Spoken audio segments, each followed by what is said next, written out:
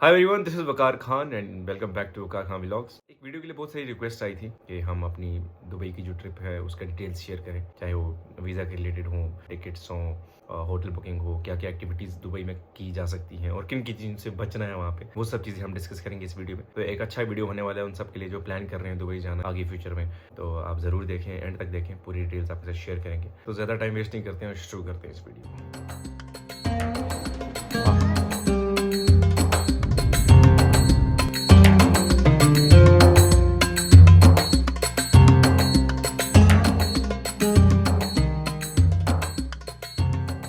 तो सबसे पहले बात करते हैं वीज़ा की। वीज़ा के लिए आपको किन किन डॉक्यूमेंट्स की ज़रूरत पड़ती है।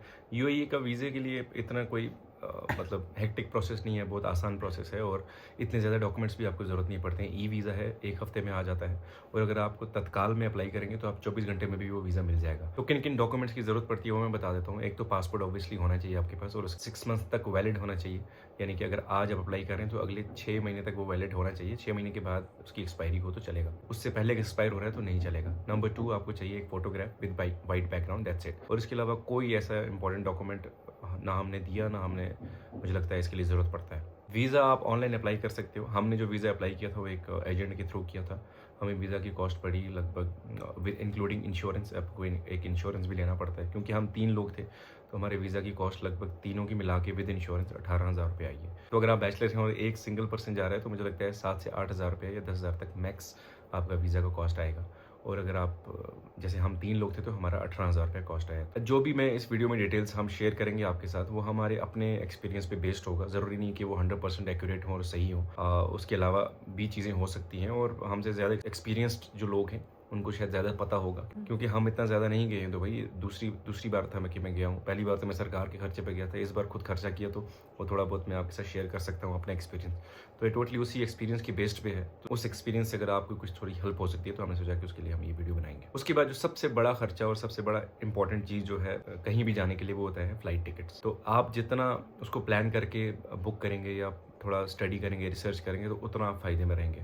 हमारे केस में क्या था कि हमने 10 दिन 15 दिन पहले प्लान किया कि हम जा रहे हैं और हमने उसी हिसाब से चीज़ें बुक की हैं और फ्लाइट्स की टिकट्स बुक की।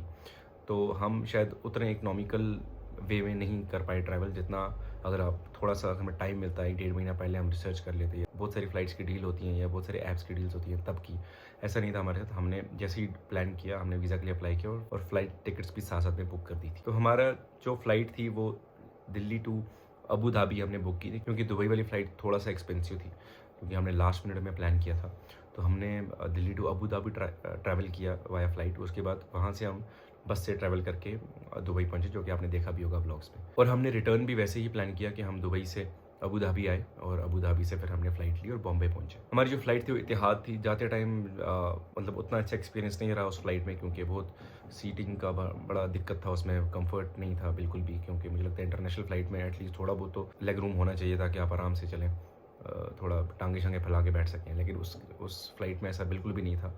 फिर किसी सब्सक्राइबर के थ्रू मुझे पता चला, उसने कमेंट किया कि उसमें एक्चुअली उनका एयरक्राफ्ट का सीन रहता है कि आप कौन सा एयरक्राफ्ट बुक कर रहे हो, तो वो इम्पॉर्टेंट है। अगर आप वो एक पर्टिकुलर जो बड़ा वाला एयरक्राफ्ट है वो बुक करते हैं तो उसमें लेग स्पेस अच्छा होता है और एक जो छोटा जिसमें हम गए थे उसमें कम होता है।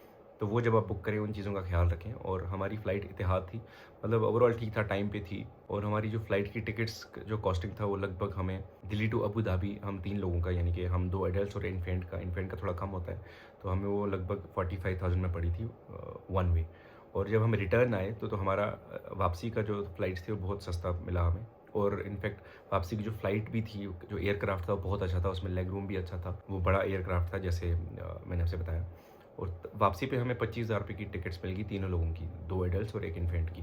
तो ये मान के चलें वापसी हमारी एक एडल्ट की 10,000 रुपये की टिकट होगी और यहाँ से जाते टाइम हमारी एक एडल्ट की लगभग 16-17,000 रुपये और प्लस इन्फेंट के कुछ 10,000 रुपया चार्ज किया उन्होंने, शायद 10 या 14,000 रुपये। तो अगर आप अकेले जा रहे हैं तो आप ये मान के चलें ऑन एन एवरेज, अगर आप पहले से रिसर्च कर रहे हैं, 8 से 12,000 रुपये के बीच बीच में आपको वन वे टिकट मिल जाएगी। हमारी आइटिनरी में हमने ऐसे प्लान किया था कि हम जब अबू धाबी लैंड किए तो हमने वहाँ से बस ली। और भी बहुत सारे मीन्स थे जिससे आप ट्रैवल कर सकते हो। वहाँ से कैब ले सकते हैं, शेयर्ड कैब ले सकते हैं, लेकिन हमने बस चुनी और बस मुझे लगता है वो जहाज़ से भी ज़्यादा कंफर्टेबल थी और बहुत मज़े में हम गए आराम से, खुले डुले, और इतना उसका कॉस्ट भी नहीं था। 35 दिरहम की जो थी वो एक टिकट हमें मिली, यानी कि 2 ने खरीदी हमने 70 दिरहम की। करेंसी का मैं भूल गया मेंशन करना, करेंसी हमने यहीं से एक्सचेंज कर दी थी, श्रीनगर से ही, क्योंकि मुझे लगता है जब भी मैंने ट्रैवल किया है कहीं, मुझे श्रीनगर में हमेशा बेस्ट रेट मिला है करेंसी का एज़ कम्पेयर टू वहाँ एयरपोर्ट पे। तो ऑब्वियसली वो आसमान की रेट देते हैं, और उस कंट्री में भी आप जहाँ जा रहे हो वहाँ पे भी आपको उतना अच्छा रेट नहीं मिलेगा जितना मुझे यहाँ मिल गया। हमने यहाँ पे 25.10 रुपीज़ में एक दिरहम खरीदा, और जब मैंने एयरपोर्ट पे, दिल्ली एयरपोर्ट पे पता किया तो उन्होंने मुझे 29 रुपीज़ बोला, और मैंने दुबई में भी पता किया जब जाके तो वहाँ पे भी लगभग 29 रुपीज़ पड़ रहा था।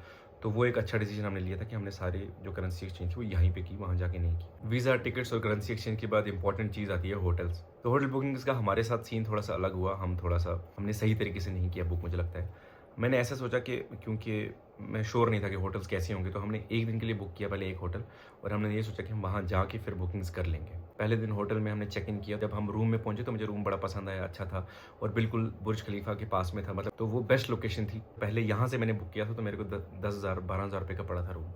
जब वहाँ मैंने एक्सटेंड करने की बात की तो उन्होंने कहा कि सेम रूम वो 18,000 रुपये में मुझे देंगे, और फिर मैंने उनसे तीसरे दिन कहा कि मुझे अब आप तीसरे दिन के लिए भी दे दें, तो उन्होंने मेरे से 1,00,000 रुपये मांगा।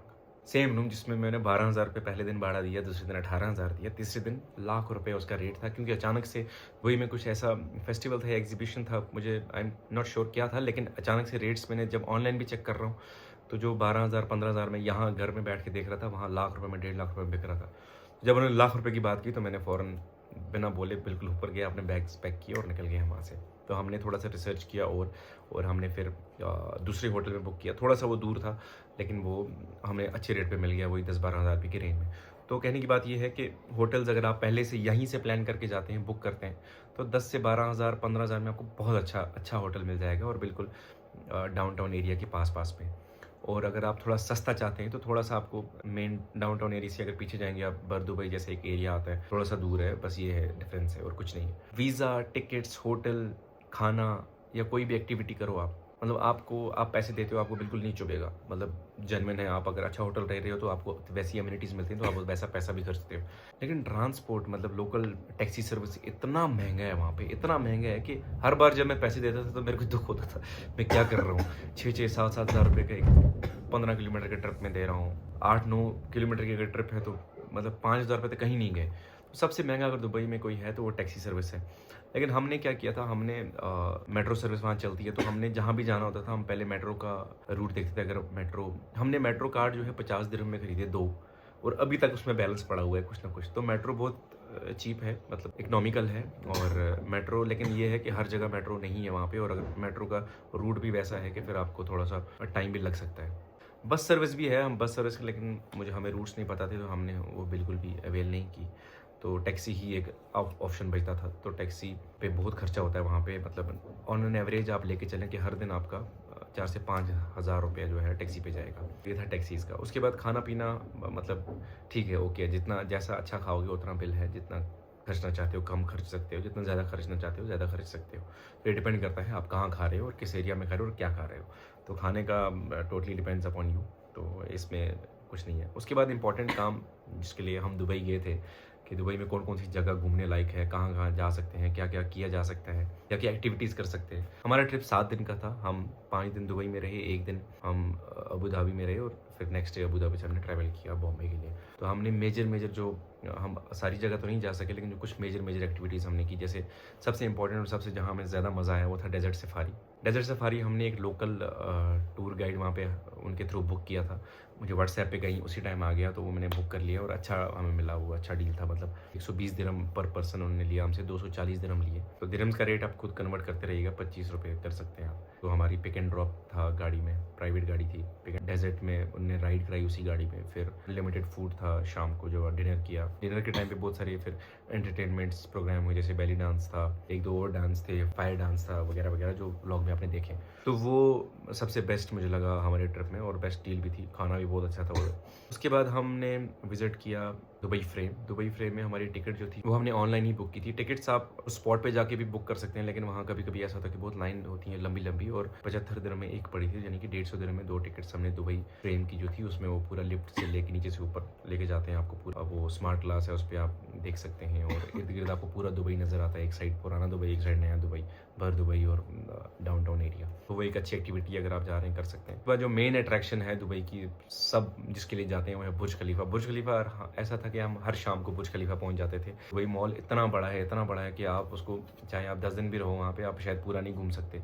तो आप घूम जाते हो कि यहाँ से आए थे, आप कहाँ से निकलना है, आप उसको पूरा कवर नहीं कर सकते। उसके अलावा हमने विज़िट किया जुमेरा बीच। जुमेरा बीच हम थोड़ा तैयारी से नहीं गए थे, मुझे लगता है हम और ज़्यादा उसको एंजॉय कर सकते थे क्योंकि सामान नहीं था इतना, ऐसे जो बीच पे लेने लायक चीज़ें होती हैं। लेकिन ज़हरा ने बहुत एंजॉय किया, वहाँ पे पानी में घूमती रही, तो उसने वो एंजॉय किया, तो वो भी एक अच्छा एक्सपीरियंस था जुमेरा बीच में। लेकिन खाना बहुत अच्छा मिला हमें वहाँ, एक कैफ़े में हम बैठ के खा रहे थे, हेल्दी मील वहाँ पे प्रोवाइड करते थे, तो वो बहुत अच्छा था, वो हमें बहुत पसंद आया। एक ग्लोबल विलेज में भी गए हम, जहाँ जो व्लॉग में आपने देखा होगा। ग्लोबल विलेज एक बहुत अच्छा एक्सपीरियंस है, बहुत अच्छा। लेकिन ग्लोबल विलेज के लिए आपको मुझे लगता है 2-3 दिन चाहिए अगर आप उसको पूरा घूमना चाहते हो। एक टाइम में आप पूरा उसको नहीं घूम सकते। हम गए थे तो हमने मुश्किल से 4 से 5 कंट्रीज़ की पवेलियन हमने विजिट की और वो भी जल्दी-जल्दी में। वो एक अच्छा एक्सपीरियंस है, वहाँ आप डिफरेंट कल्चर्स को एक्सपीरियंस कर सकते हैं। वहाँ की भी टिकट आपको खरीदनी पड़ती है। वहाँ पे भी हमने ऑनलाइन खरीदी थी 150 दिरहम की, और 2 टिकट्स खरीदी हमने 150 दिरहम की, और लेकिन उसमें आपको एक वो लकी ड्रॉ भी मिलता है। अगर आप वो जीत जाते हैं 10 मिलियन दिरहम आपको मिलते हैं।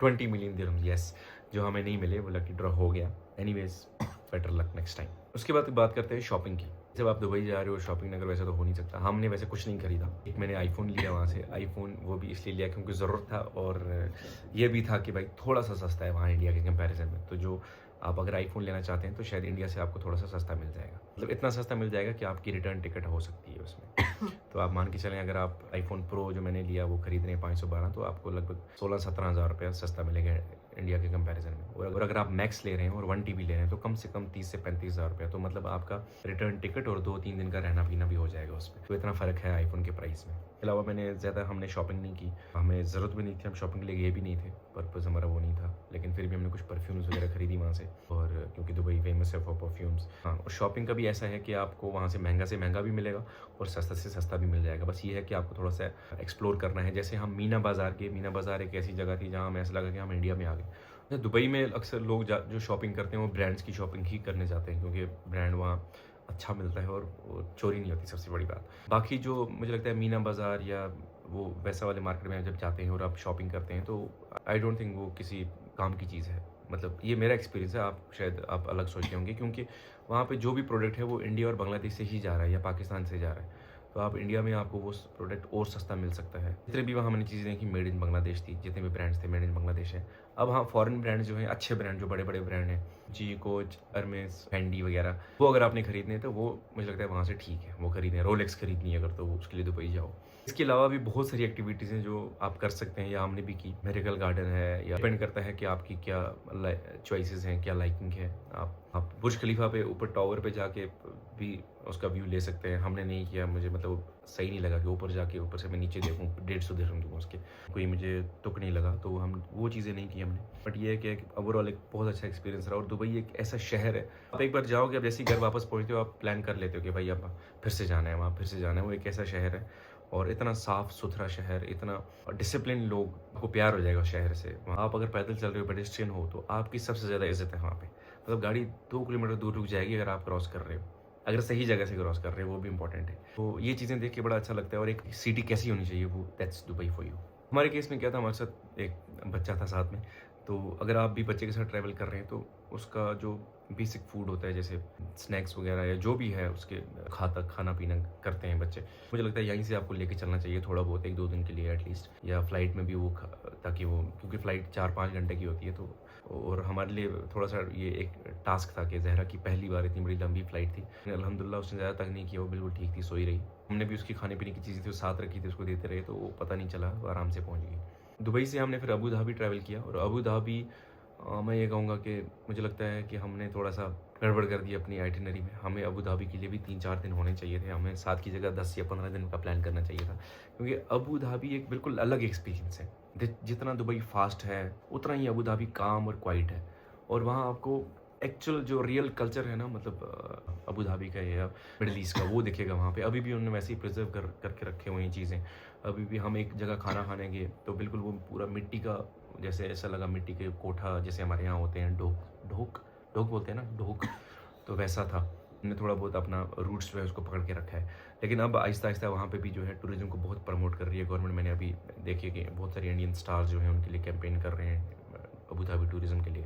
तो अबू धाबी भी बहुत अच्छी जगह है, वहाँ पे भी आप बहुत सारी एक्टिविटीज़ कर सकते हैं। हमारी ट्रिप में ये 2 गलतियाँ रही, एक तो ये कि हमने होटल्स पहले बुक नहीं किए सारे, दूसरा ये कि हमने अबू धाबी के लिए टाइम नहीं रखा। तो ये 2 इंपॉर्टेंट चीज़ हमने मिस की, और अगली बार जब भी हम कभी जाएंगे तो मुझे लगता है हम ज़्यादा टाइम अबू धाबी में रहेंगे और कम टाइम दुबई जाएंगे। ओवरऑल आइडिया ये था इस वीडियो बनाने का कि अगर आप में से कोई जा रहा है या प्लान कर रहा है तो उनको अगर कुछ थोड़ा बहुत अगर ये 1% भी अगर उनको हेल्प हो जाती है, इन्फॉर्मेशन मिल जाती है, तो हमारे लिए बहुत बड़ी बात होगी। तो ओवरऑल एक बार मैं शॉर्टकट में ये बता दूं कि आपका वीज़ा और टिकट्स का हमारा जो खर्चा हुआ लगभग 1 लाख रुपया हो गया रिटर्न। आप अगर थोड़ा प्लान करके जाते हैं तो 30 से 40 हज़ार के बीच में रिटर्न टिकट आपको मिल सकती है, इंक्लूडिंग वीज़ा एक्सपेंसेस। उससे भी सस्ता मिल जाएगा, मुझे लगता है 20 से 25 हज़ार रुपये में भी अगर आप थोड़ा सा और जोर मारेंगे तो मिल जाएगा। उसके बाद होटल्स का खर्चा लगभग आप मान के ले लो 10 से 15 हज़ार के बीच में, या उससे ज़्यादा भी आप जा सकते हो, उससे कम भी जा सकते हो। मतलब मीडियम रेंज के होटल आपको 12 से 15 हज़ार रुपये में पर डे के लिए मिल जाएगा। तो ये एक खर्चा। उसके बाद फूड का आप नॉर्मली आप लेके चलेंगे, हर दिन आपका फूड पे जो है 3 से 4 हज़ार रुपये का खर्चा हो सकता है, या उससे कम भी कर सकते हैं आप। नॉर्मली 3 से 4 हज़ार रुपये का हो ही जाता है। जितनी भी एक्टिविटीज़ हैं, मेजर एक्टिविटीज़ हैं, आप जैसे चाहे आप को ग्लोबल विलेज जाना है, दुबई फ्रेम जाना है, अमेरिकन गार्डन जाना है, या म्यूजियम ऑफ फ्यूचर देखना है, जो भी है हर जगह पे टिकट हैं, और टिकट्स का प्राइस 100 दिरहम से लेके 150 दिरहम के बीच बीच में ही होता है। कहीं कहीं जगह 70 दिरहम 75 दिरहम भी है। तो 75 से 150 के मान के चलें आपको पर पर्सन हर जगह एक टिकट खरीदनी पड़ेगी। और कहीं कहीं जगह पे ऐसा भी होता है कि आप थोड़ा सा अगर एक्स्ट्रा पे करते हैं तो आपको VIP ट्रीटमेंट भी मिलता है। जैसे हमने डेजर्ट सफारी में 100 की जगह 120 पे किया तो हमें वो जो है वो सोफ़ा वाली सीट मिली, और खाना अनलिमिटेड था, बूफे था, तो वो अच्छा एक्सपीरियंस था। ये मेजर खर्चे हैं, और ये डॉक्यूमेंट्स का मैंने आपको बता दिया जो दुबई के लिए चाहिए आपको। है तो वैसे UAE का है, लेकिन हम अब दुबई इतना फेमस हो गया कि हम UAE का कोई नाम ही नहीं लेता, सब यही बोलते हैं दुबई जा रहे हैं। मैं एक जगह बैठे बैठे थक गया, सो आई होप ये वीडियो आपके लिए इन्फॉर्मेटिव रही होगी। कुछ ना कुछ आपको इसमें से हेल्प मिलेगी जो प्लान कर रहे हैं दुबई जाने के लिए, या जो नहीं भी कर रहे, अगर फ्यूचर में कभी सोचेंगे तो जाने का, या हो सकता है इस वीडियो की वजह से मोटिवेशन मिले आपको बाहर घूमने के लिए। जब भी आपको मौका मिले या थोड़ा बहुत भी कहीं से आपको आपकी बिजी शेड्यूल में गैप मिलता है, मैं कह रहा हूँ भाई साहब निकल जाओ, घर से निकल जाओ, मत सोचो पैसे हैं नहीं हैं, सब हो जाता है। बस टिकट्स बुक कर दो आप। मुझे कहीं जाना होता है मैं भी ऐसा ही करता हूँ, मैं पहले टिकट्स बुक करूँगा उस जगह की, शायद वहाँ फ्लाइट टिकट भी नहीं करूँगा, वहाँ कोई इवेंट की टिकट ले लूँगा जो मुझे अटेंड करना है, फिर फ्लाइट टिकट्स करूँगा, फिर वीज़ा करूँगा, या जैसे भी जो भी है, लोकल ट्रैवल हो, डोमेस्टिक, ज़रूरी नहीं है ट्रैवल आपका इंटरनेशनल ही हो।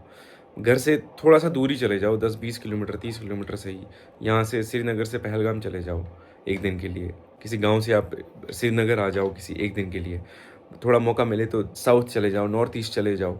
घूमना ज़िंदगी में मैं आपको बताऊं कि आप कुछ भी कर लो, कितने अच्छे से अच्छे गैजेट्स खरीद लो, गाड़ियाँ खरीद लो, लेकिन जो एक्सपीरियंस आप, जो लर्निंग आपको कहीं जगह विज़िट करने से या घूमने से मिलेगी ना, वो कोई आपको नहीं दे सकता। और ये जो खुशी है ना, आप मोबाइल अगर आप, मैंने फॉर एग्जांपल मैंने लिया, अभी मैंने भी लिया, 2-3 साल के बाद मेरे को बिल्कुल नहीं याद होगा कि यार मैंने क्या कब लिया, कैसे लिया, क्या खुशी थी, लेकिन मेरे को ये जहन में रहेगा कि मैं दुबई गया था, मैं घूमा, मैंने वहाँ देखा, मैंने ये देखा, मैंने वो कल्चर देखा, मैंने फलाना कल्चर एक्सपीरियंस किया, वो चीज़ें सब याद रहती हैं। तो इसलिए जो भी ये वीडियो देख रहे हैं, जब भी आपको मौका मिले लाइफ में, मौका क्या मतलब, मौका ढूंढना है, अपने मौका निकालना है, निकल जाओ घर से, घूमो, मिलो दुनिया से, दुनिया के लोगों से मिलो। अल्लाह ने इतनी बड़ी दुनिया बनाई है, उसको देखो, एक बार पूरा देखने का सोचो, पूरा देखने का इरादा करो।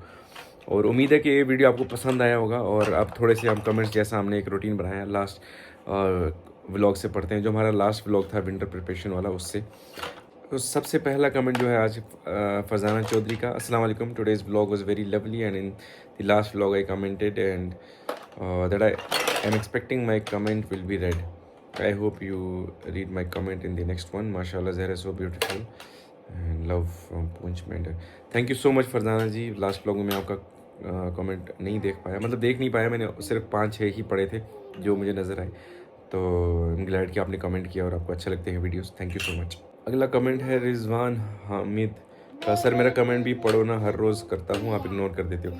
मैं किसी का कमेंट इग्नोर नहीं करता, क्योंकि कमेंट्स जो होते हैं मैं रैंडमली कोई 4-5 कमेंट्स पढ़ देता हूँ, और पॉसिबल भी नहीं है कि हर एक का कमेंट पढ़ सकें आप. तो मैं हमेशा 4-5 ही पढ़ सकता हूँ, और उतने ही पढ़ूंगा भी. तो आई एम रियली सॉरी अगर आपको ऐसा लगता है, बट ऐसा कुछ नहीं है। बाद वानी उज़ैर, इसके ऊपर ही ये कमेंट है, नेक्स्ट ब्लॉग में मेरा कमेंट प्लीज़ पढ़, बस एक बार मेरा नाम लेना उज़ैर। चलिए उज़ैर भाई, thank you for watching our vlog, thank you so much. तो फिर लिखते हैं video stabilization is not good, it's okay, it's just a start, तो होपफुली विद टाइम हम सीख लेंगे। Fatima Rashid, congratulation for 23K, thank you so much and congratulation to all of you जिनकी वजह से ये पॉसिबल हुआ है। Ganai Sabi, I am really sorry अगर मैं नाम किसी का गलत पढ़ रहा हूँ। अस्सलाम वालेकुम, मैं आपके व्लॉग्स डेली देखती हूँ एंड टू बी ऑनेस्ट मुझे आपके व्लॉग्स बहुत अच्छे लगते हैं। मेरा एग्ज़ाम आने वाला है जिसकी वजह से मैं डाउनलोड करके देखती हूँ।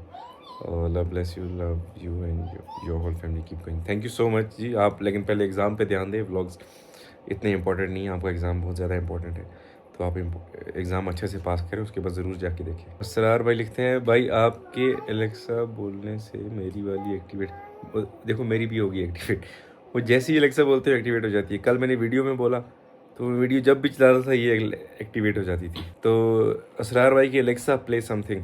तो हम एक लास्ट कमेंट पढ़ते हैं यहाँ, उसके बाद अलविदा चाहेंगे। महराब मुश्तबा लिखते हैं, अस्सलाम वालेकुम वकार भाई, I am watching your vlogs daily, by the way I have some classes during the day and I also have a routine for your vlogs. Thank you so much, but I would suggest कि आप classes पे ज़्यादा ध्यान दें, vlogs ज़रूरी नहीं है, जैसे मैंने पहले बोला। नहीं वो ठीक है, but I want him to focus on studies. So thank you so much and नहीं, लेकिन जब आप ख़त्म कर लो पढ़ाई फिर देख लिया करो 5-10 मिनट की। सो thank you so much guys, thank you so much for watching this vlog and उम्मीद है कि ये व्लॉग आपके लिए थोड़ा बहुत हेल्पफुल होगा जो लोग प्लान कर रहे हैं ट्रैवल करने का। So see you next vlog, till then good bye, अल्लाह हाफिज़, अस्सलाम वालेकुम।